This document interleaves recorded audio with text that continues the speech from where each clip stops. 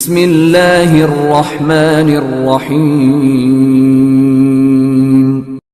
نور کو جنت سے کیوں نکالا گیا؟ نور جتنا اب خوبصورت ہے اس سے کئی زیادہ جنت میں خوبصورت تھا۔ نور کی خوبصورتی پہ سبھی پرندے فدا تھے، لیکن ان سب خوبیوں کے باوجود نور سے ایسی کون سی خطا ہو گئی تھی جس سے اللہ تبارک تعالیٰ نے نور کو جنت سے نکال دیا۔ اللہ تبارک تعالیٰ نے جب حضرت آدم علیہ السلام اور اماں ہوا کو پیدا فرمایا، اس کے بعد ان کو جنت میں بھیج دیا۔ وہ دونوں جنت میں بہت ہی پرسکون رہتے تھے، بہت ہی لذیذہ میوے پھل کھایا کرتے تھے، لیکن ایک اناج جس کو کھانے سے اللہ پاک نے انہیں منع فرمایا اور وہ اناج گندم تھا۔ چونکہ شیطان حضرت آدم علیہ السلام کی وجہ سے ہی جنت سے نکالا جا چکا تھا، اسی وجہ سے شیطان کی حضرت آدم علیہ السلام سے دشمنی ہو گئی تھی۔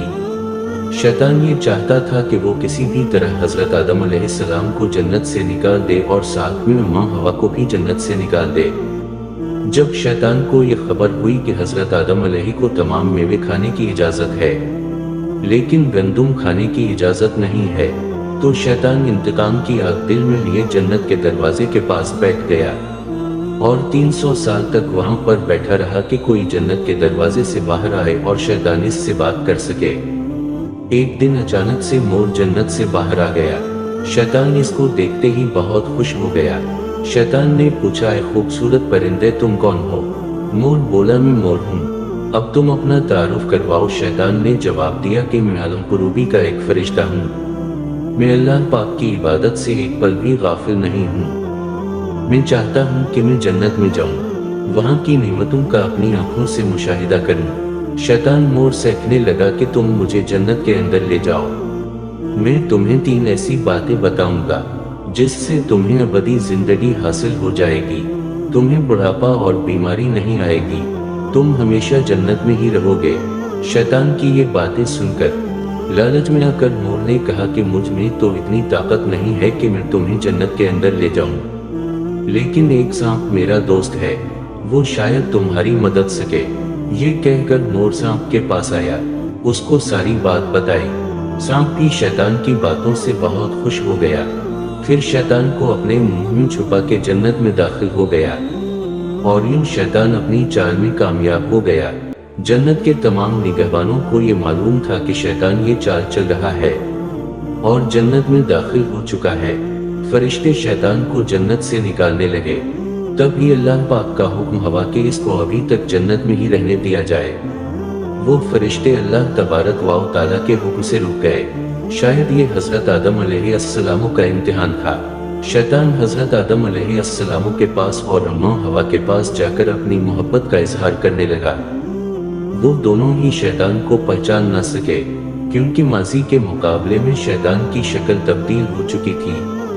شیطان کہنے لگا کہ میں چاہتا ہوں کہ آپ دونوں ہمیشہ جنت میں اسی طرح زندگی گزاریں، ہمیشہ خوش رہیں۔ حضرت آدم علیہ السلام اس کی بات بہت غور سے سننے لگے۔ شیطان نے کہا، اگر آپ میری بات مان جائیں تو آپ کو جنت کی اور بھی تمام سہولتیں ملیں گی۔ حضرت آدم علیہ السلام شیطان کے بہکاوے میں آ کر کہنے لگے کہ یہ کس طرح ممکن ہے؟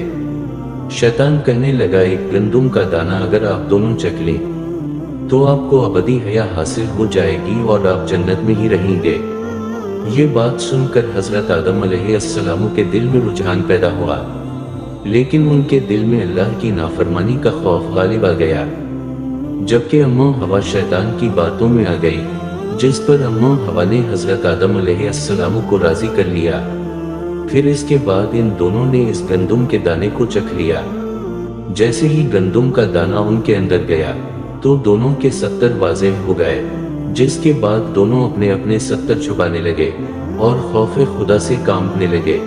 اسی دوران اللہ تبارک و تعالیٰ نے فرشتوں کو یہ حکم دیا کہ حضرت آدم علیہ السلام اور اماں حوا دونوں کو زمین پر اتار دو۔ حضرت آدم علیہ السلام کو سری لنکا کے قریب نیچے زمین پہ بھیج دیا، جبکہ اماں حوا کو جدہ کی سرزمین پر اتارا گیا۔ جن خوبصورت پیروں سے چل کر مور شیطان کو جنت کے اندر لے کر آیا تھا، وہی خوبصورت پاؤں اللہ پاک نے مور سے لے لیے۔ سانپ جو اپنے منہ میں شیطان کو چھپا کر لایا تھا، اس کے منہ کی خوبصورت خوشبو کو چھین کر اس میں زہر ڈال دیا گیا۔ پھر مور کے ساتھ ساتھ سانپ کو بھی جنت سے نکال دیا گیا۔ ویڈیو کو دیکھنے کا شکریہ۔ اگر آپ کو ویڈیو اچھی لگی تو چینل کو سبسکرائب کریے تاکہ آنے والا ویڈیو آپ تک پہنچ سکے۔